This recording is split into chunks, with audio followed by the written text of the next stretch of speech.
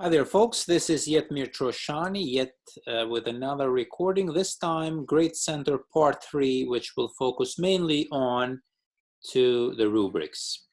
Let's access one of the courses here. And before I cover the rubrics, I wanted to cover two things which I thought can be helpful for this level of Grade Center. So, for example, I've noticed sometimes I need to work on individual students, and I might want to hide other rows, which means hide other students. And I do that by simply just visiting each student, and then I can just go ahead and grade that student. Let me show all rows. Sometimes by mistake, I may hide a row, hide the student. And the only way I can get it back is by hitting Manage Row Visibility, and this is where I could actually click on the name of the students, show rows. Right, so that, and I hit submit. So that's the way you could get students back. Sometimes by mistake, you might want to hide the students, and that's how you show that students, by showing row under Manage, Show Row.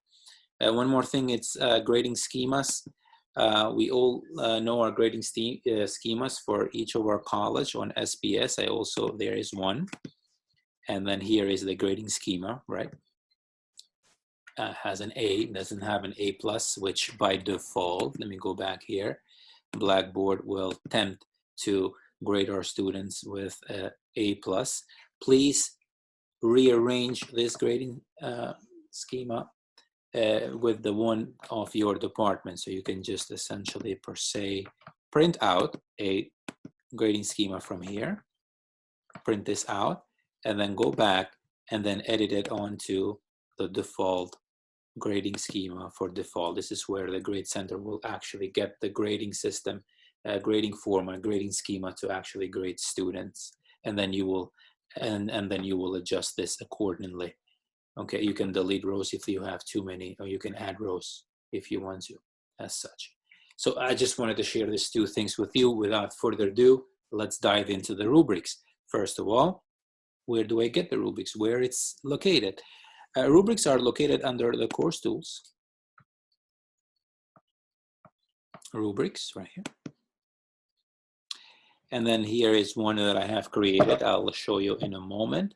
But for now, let's just dive into and create one rubric.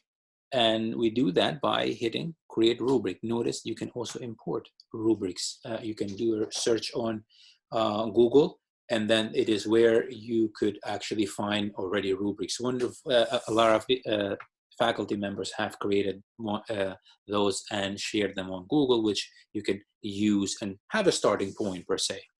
But we're going to start to create a rubric by hitting Create Rubric. And then essentially you would want to name it, maybe I'll just say class rubric perhaps. Okay. And then the default here is it gives you three criterias. The default, it starts with formatting. Let's say I want to have three different criteria here. One, it stands for completeness. One stands for clarity, right? How clear they are in communicating. And then the third is references. Are they using references on their work? So I could do that by changing the name right here, right? If I choose to. All right, so here I can just say if I want clarity, right? And then basically I can add percentages here. I can just do 75% here. This is the preferred way to do it, at least at SBS. So you start with 0%, 75, or 100% per criteria. And in here, you, for example, you can add for completeness. Let's say students weekly have addressed the assignments, right? Have not addressed, right? Weekly did not address this criteria well. Percentage, for example, here can be for the 75%. Somewhat have students completed the work or have fully successfully completed the work. And basically, by entering the description on each area, one thing that it's important here is that This is 100%, right? 33, 34, 33. It needs to add to 100%. Now, by entering this information, by entering this description inside here, which I'm not going to do it right now because it may be time consuming. I'm going to show you a completed one, which I did it essentially by really just filling in this boxes here. So I'm going to hit cancel here for a moment. And that's my rubric, and I'll open it in a moment. I need to do a share screen very quickly. Give me a moment here.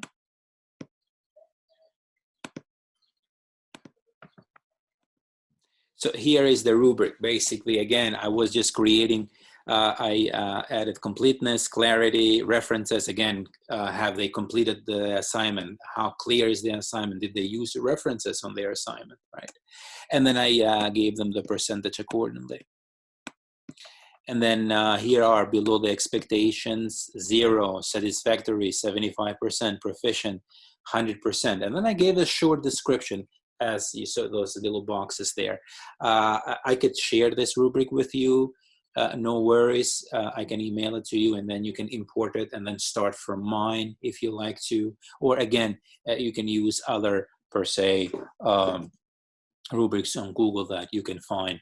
But so this is the first step. Essentially, to create a successful group, there are 3 steps. Step number 1 is create the rubric as I just show you here. Step number 2 is to actually assign a rubric to a column. And step number 3 is actually start grading it from the rubric. So let me go back to the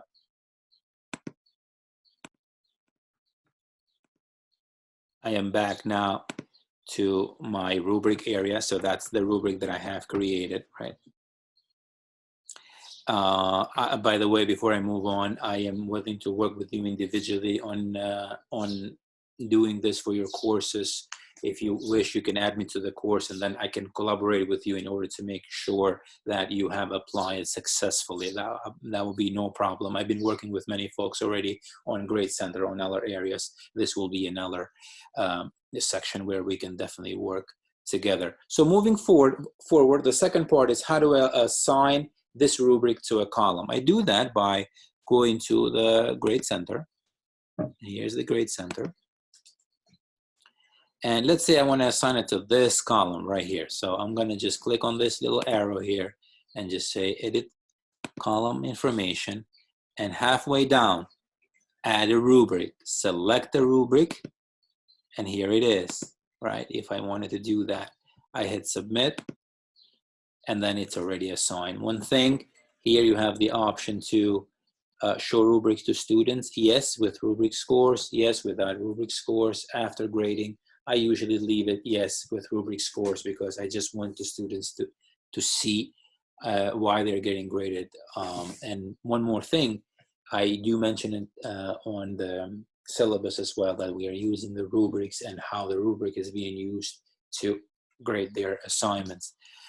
So for now, I'm not going to save it for this column, but on the third piece, I'm going to show you how you actually use it to grade students, since I've been using it a lot on this course. I hit cancel.